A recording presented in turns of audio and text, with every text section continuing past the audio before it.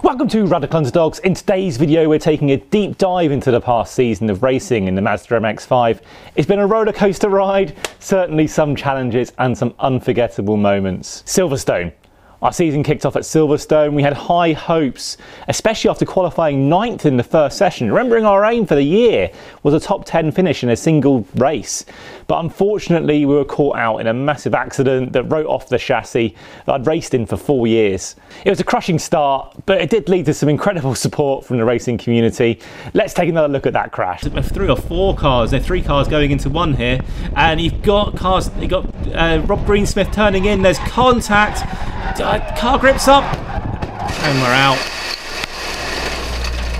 That car is dead, unfortunately. So I think taking a moment to collect thoughts, switch the car off. This car's not going anywhere. With special thanks to Oak Richardson and his invaluable support, I rebuilt the whole chassis in 4 weeks and I was back out in time for the next round at Brands Hatch. It was a huge amount of effort to reshell the car, especially in the evenings after work and then at the weekends. But it was made a lot easier with Oak's telehandler, that final bit of lifting off the chassis. Let's take a look at that. And no matter how skilled your operator is, they're not exactly precision implements.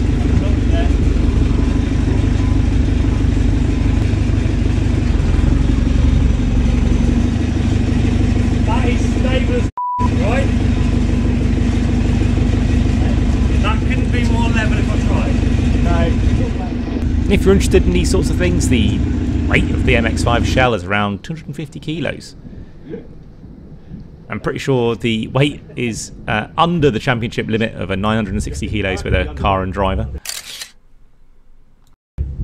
So this is as disassembled as this project gets. So from here on in, it's just reassembly. Now let's talk about race preparation. When you're a one-person racing team, you wear many hats. You're a race engineer, you're a mechanic, the team principal, the T-boy, and of course the racing driver. It leaves little time for pre-race rituals, but it's all part of it. Fortunately at Brands Hatch though, I had the team support. Brands Hatch was our first race with the rebuilt car, and surprisingly it performed quite well. We did have our share of challenges, including a spin out in race 2. That left us laps behind the leaders, but with a 16th in race 1, it did prove that this actually was more or less where I'd left it off in the previous race. Let's take another look at that spin in race 2. Down to the last sequence of corners. This is flat out in the dry, clearly not in the wet. Got a car spinning in front of us. That's Christopher. I don't know, we're spinning as well. We're onto the grass, and the cars are streaming past us. There's at least 3 cars on the grass. There was a lot less grip that time round. Don't know where all the grip went in one circuit, and we spun on the grass, and look at the time. The time is ticking away. Snetterton did bring torrents of rain in race 2, the worst driving conditions I've ever faced. It did make me question my commitment to the sport. Not being able to see both sides of the track with 30 cars all in excess of 100 miles an hour did remind me that this is a hobby, not my job. And I do it for fun, and I do expect to come home at the end of it. I did a video about the risks involved in club motorsport after that race. And I don't think there's much in the way of a rounded look at safety like there has been at the more professional end of motorsport. Around 99% of all fatal accidents in motorsport occur at amateur level, according to an FIA. And so it is a bit surprising there's not more conversation about it, really. All of this, keep in mind, is a passion in my spare time. Balancing it with a full-time job has made it for a challenging yet rewarding journey. And there's a lot goes on behind the scenes, from preparing the car here to the endless research and learning online. So the journey through the season hasn't just been about racing. Particularly after that rainy race at Snetterton, I installed the demisting fan, which of course it then didn't race for the rest of the season. And to tackle my GoPro's tendency to switch off at random intervals, I have then installed a new 5-volt UPS. These small tweaks can make a big difference to the quality of life. And in the case of the demisting solution, the difference between being able to see or not. Cadwell Park was next. The narrow but exciting circuit is always a highlight and always worth going to see. The team was all there. It presented some unique challenges, but remains one of the best circuits for a single driver and great for a track day. Maybe the best single car circuit I've driven on. But it's also a bit of a car breaker and quite difficult to race on. Really difficult to get side by side. We had a difficult first race of that weekend and had contact twice. Let's take a look at those incidents. So that doesn't happen again as we go down to the first corner.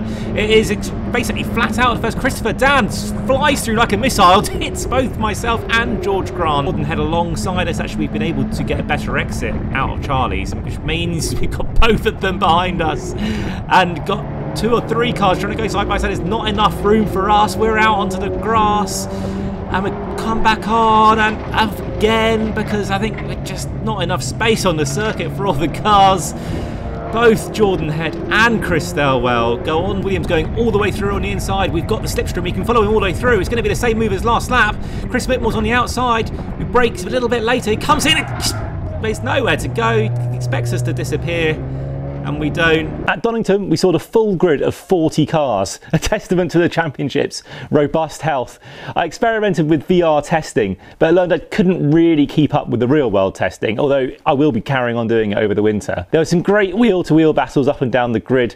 Although a very hot weekend, there were lots of drivers making mistakes across all the different formulae. To wrap up the season, we returned to the scene of the crime at Silverstone for some of the most thrilling racing of the year. It was also my first full race weekend solo.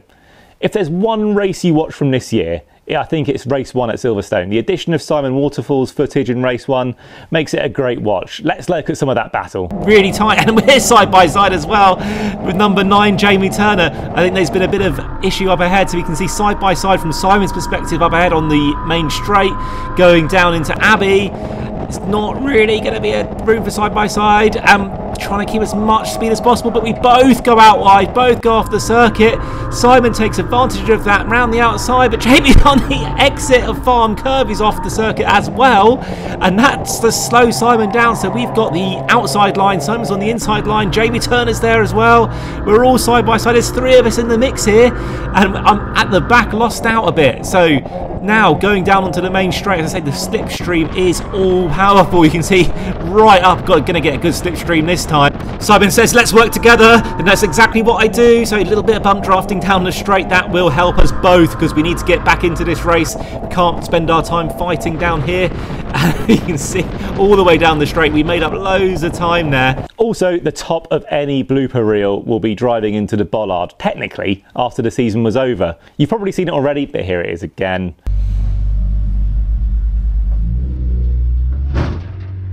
Bruh. As we look to the future, I still hold the ambition to break into that top 10. That 9th position at qualifying in Silverstone showed that it's certainly achievable in the right conditions. But in the second half of the season, the cars felt a little bit down on power, and really I was struggling to stay mid-pack, 15th, 16th position. The next season brings changes, including a new tyre supplier. We're switching from Avon to Kumho.